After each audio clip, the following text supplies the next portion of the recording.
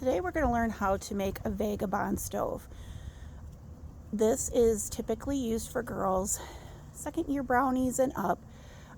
It just kind of depends on your girls and whether you think that they're ready to make it a more advanced camping and cooking experience.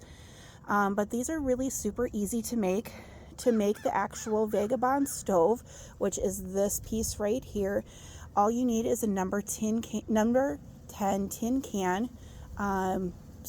Easier to find than you would think, but lots of people try to get rid of those. And then all you do is take one of the can openers that makes these little triangle slots in them. Usually you can find those can openers at like at the dollar store. They're pretty cheap. And then you'll use a tin snip to snip the sides to make an airflow.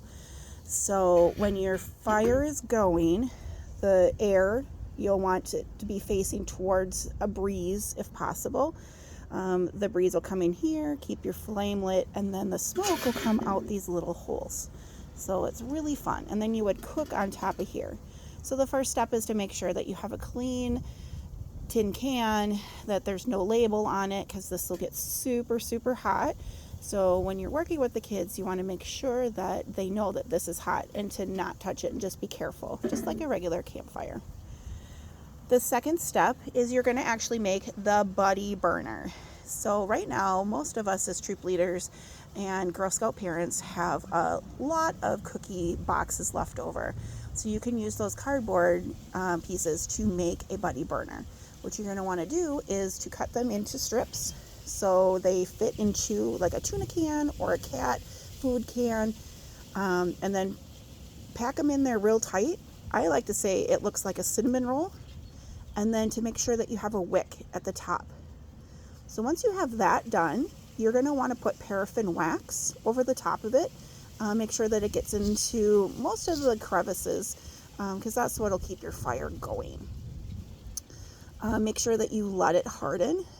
Typically that takes overnight, but at least give it a good couple hours to let that harden before you use it. And then to use your Vagabond stove, what you would do is light this little wick, get that started, and then you would put this over the top of it. Like I said, with this hole here down at the bottom being where the wind would come in. And right now the wind is coming that direction. So if this was lit, it would come in here and then the smoke would come out the top. Also, this can be adjusted as well. So if you don't think that you're getting enough fire in there, if your flame goes out, you can adjust that as well. But then you just cook on top of here. This gets really super hot. So you can make things like grilled cheese and, like a fried egg or anything, because there is a little bit of a lip up here. But you really can experiment and do a lot of fun outdoor cooking without having a campfire.